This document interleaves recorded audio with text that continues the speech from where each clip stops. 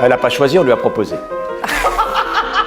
C'est faux, c'est moi qui ai eu l'idée. Peut-être que je me suis lancée dans cette aventure parce qu'avec Axel Kahn, on a un dialogue exigeant depuis qu'il est président d'université. On n'est pas d'accord très souvent, on est d'accord parfois, et en même temps c'est un des acteurs majeurs de la réforme, parce que c'est lui qui porte une des grandes universités de ce pays. Il m'a semblé important de confronter, d'entrecroiser les manières que nous avions, elle et moi, d'expliquer ce que cela signifiait aimer l'université, aimer l'enseignement supérieur, aimer la formation des jeunes, aimer la science.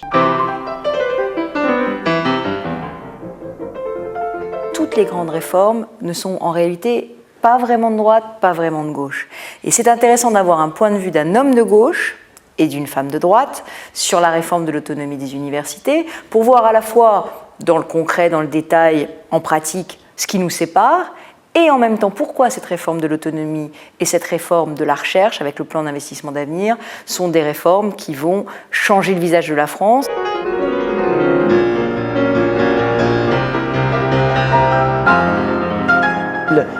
M'intéressait considérablement de savoir entre ses présupposés, sa vision, mais même les valeurs, car dans ce livre, nous rappelons, et ça c'est peut-être l'une des vertus importantes du livre, quelles sont les valeurs fondamentales dont se réclame une femme de droite et un homme qui ne l'est pas, et dont les valeurs sont de gauche. Elle est une femme politique, je ne le suis pas, il y a une différence quand même, mais mes valeurs sont de gauche. Ça, je crois que c'est quelque chose qui est tout à fait important, c'est-à-dire que j'ai appris à connaître comment une femme intelligente de droite en charge de la situation pouvait expliquer son action à un moment donné.